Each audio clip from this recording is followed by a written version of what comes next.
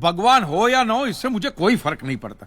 ये तो इंश्योरेंस वालों ने कहा कि भगवान ने तुम्हारी दुकान गिराई है या भगवान की वजह से मेरी दुकान गिरी, तो मैंने कहा ठीक है, भगवान मुझे उसके पैसे दे दे, केस खत्म। लेकिन भगवान तुम्हारी दुकान क्यों गिराएंगे?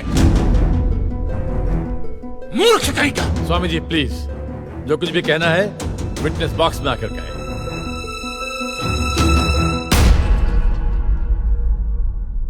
एतस्य पातिकीं क्षम्यताम्, एतस्य पातिकीं क्षम्यताम्। ईश्वर इसके पापों को क्षमा करे। भगवान तुम्हारी दुकान क्यों गिराएंगे? मैं भी तो वही कह रहा हूं, भगवान मेरी दुकान क्यों गिराएंगे? उनको तो बहुत और भी इंपॉर्टेंट काम होते होंगे। तो आप ये इंश्योरेंस वालों से कह के मेरे पैसे दिला दीजिए, बात खत्म हो जाती है। इंश्योरेंस कंपनी भी आपके पैसे क्यों दे? इंश्योरेंस के टर्म्स एंड कंडीशंस पर आपकी साइन है। Exhibit number 1 sir. बस तो मिलोड, फिर मुझे भगवान को ही पकड़ना पड़ेगा। तो फिर बुलाइए वो राम जी, शिव जी, गणपति, जिससे भी आपकी पट्टी कीजिए, हड़गुम्बा तांडव बिंडो करके उधर। मूर्ख!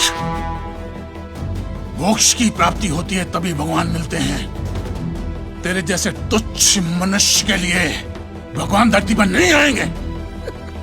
होंगे तो आएंगे ना महाराज।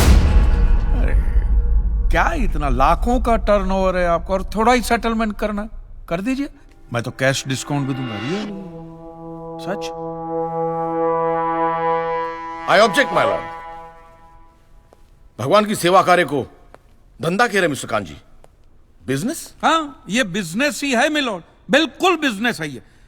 किसी भी धर्म स्थल पे जाइए तो सबसे पहले पार्किंग का पैसा दो, फिर वो छोटी लाइन, स्पेशल लाइन में खड़े रहने का पैसा, फिर फूल, चद्दर, कैंडल खरीदने का पैसा, और दान पेटी बिल्कुल मूर्ति के सामने ही रखते, जैसे सर झुका पैसा डालना पड़ता है। और ये लोग तो भगवान के प्रसाद के लड्डू का भी पैसा लेते हैं मिलोड।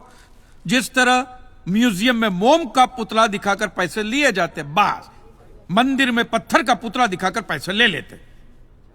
और पुजारियों की तो सैलरी भी होती है, इनकी छोटी है, उनकी बड़ी है। और आपको तो इनकम टैक्स में भी बेनिफिट है कि नहीं है? तो फिर इसमें सेवा कहां से है?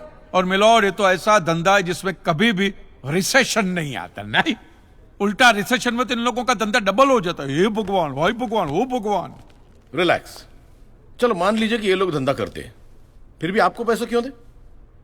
इंश्योरेंस में आप प्रीमियम भरते, इसलिए आप इंश्योरेंस से पैसे मांग सकते, लेकिन मंदिर वाले आपको पैसा क्यों दे?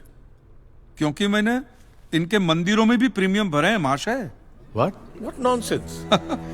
ये मुझे विश्वास था, आप मेरी बात का विश्वास नहीं करेंगे, इसलिए मिलोड में सारे प्रूफ साथ लेकर ही आया। ये देखिए, ये सब रिसीट मिलोड उस प्रीमियम की है जो मैं पिछले 18 सालों से भरते आ रहा हूं, मेरी वाइफ के कहने की वजह से। ये देखिए, पहला प्रीमियम मैंने भरा था 1501 रुपये का, साउथ में बहुत बड़ा मंदिर है, उसमें मैंने पैसे भरे थे। देखिए, फिर ये देखिए, हर साल 1000 रुपए भर रहा हूं आपके गणपति के स्टॉल में। देखिए, उसे स्टॉल नहीं मंडप कहते हैं। मिलोड, वो मेरी सासू मां बीमार रहती थी, तो मंदिर वालों ने कहा कि 11,000 रुपया दो, पूजा कराओ, फिर देखो। तो पूजा कराई और सासू मां टपक गई। चलो वो तो अच्छा हो, लेकिन 11,000 भी गए, वो एक भी रुपया रिफंड का नहीं दिया उन्होंने मुझे। फिर ये देखिए, ये मस्जिद का चंदा, दरगाह की चद्दर, चर्च की कैंडल, फकीर की झोली, बाबा की अगरबत्ती, माँ की चुंदड़ी, टोटल में 10-10.5 लाख रुपया इन सारी दुकानों में भर चुका हूं। बस! बस! क्या दुकान लगा रखा है? इसे मंदिर कहते हैं, मंदिर! और मंदिर में लोग अपने परिवार की शांति और समृद्धि के लिए अपनी इच्छा से पैसा देते हैं। तो मैंने भी मेरे परिवार की शांति और समृद्धि के लिए ही पैसे भरे थे महाराज, कोई गन्ना चूसने के लिए इन्वेस्ट नहीं किए थे। लेकिन आपके भगवान ने मेरी शांति उखाड़ के फेंक दी, क्योंकि भूकंप तो मिलोड सिर्फ भगवान ही ला सकते, इंसान के बस की तो बात है ही नहीं। तो मुझे बताइए, मेरा हक नहीं बनता भगवान से पैसे वसूलने का? मिस्टर कान जी, आपका झगड़ा भगवान से है ना, तो डायरेक्ट भगवान से पैसे मांग लीजिए ना, मंदिरों के पास क्यों मांग रहे हैं? वकील साहब, आपके घर में बिजली या इलेक्ट्रिसिटी कौन सी कंपनी की आती है?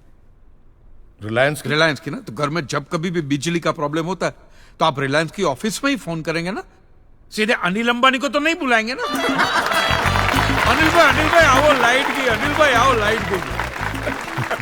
साइलेंस। आप कहना क्या चाहते हैं? What do mean?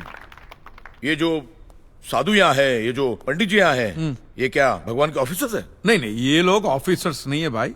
ऑफिसर तो पढ़े लिखे लोग होते हैं। ये लोग तो देखो देखो मुंह देखो, सेल्समैन है मिलोड, सेल्समैन। ये भगवान के कलेक्शन एजेंट है, क्योंकि इन्होंने भगवान की फ्रेंचाइजी ली। न्यायाधीश महोदय, ये मनुष्य नास्तिक है। जो ये कह रहा है उसका ज्ञान स्वयं से नहीं है, परंतु हम तो साधु हैं, इसे क्षमा कर देते हैं। लेकिन इस अधम पाप के लिए दुनिया इसे कभी माफ नहीं करेगी। तेरा घर से निकलना कठिन हो जाएगा अगर भगवान के विरुद्ध कुछ भी कहा तूने। मैया मोरी, ये आपको मेरी चिंता हो रही है कि मिलोड के सामने मुझे चेतावनी दे रही हैं?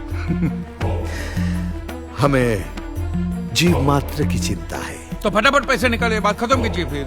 My Lord, this is enough. ये डोनेशन रिसीट्स है, जनरल सबमिशन। भगवान और मेरे क्लाइंट के बीच कोई एजेंसी एग्रीमेंट नहीं है। कां जी बेतु की बात कर रहे हैं। इतनी छोटी सी बात के लिए भगवान पर केस नहीं हो सकता। छोटी बात मिलोड, ये छोटी बात नहीं है। वो दुकान मेरा सब कुछ है, मेरी रोजी रोटी, मेरे बीवी बच्चों का सहारा वो दुकान है। और एक एक रुपया जोड़ के दिन रात की मेहनत के बाद मैंने वो दुकान बनाई थी। आज वहां पे सिर्फ जमीन का टुकड़ा रह गया है, वो भी कोई लेने को तैयार नहीं है।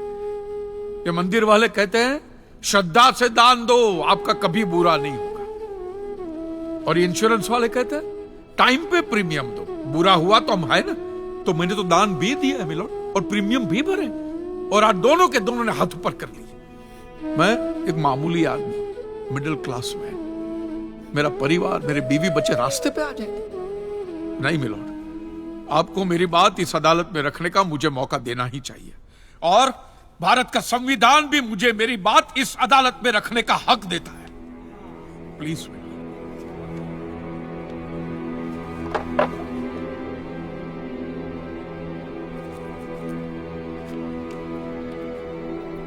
एक मिडिल क्लास बिजनेसमैन के लिए 1 करोड़ रुपए बहुत बड़ी रकम होती है, और खास तौर से सवाल जब उसके सर्वाइवल का हो। इसलिए यह अदालत कांजीलाल जी के मुकदमे को एक्सेप्ट करती है।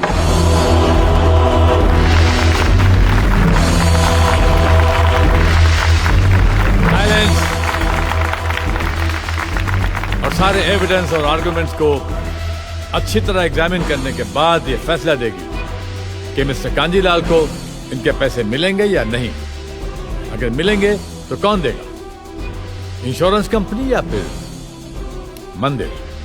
Court is adjourned for the day.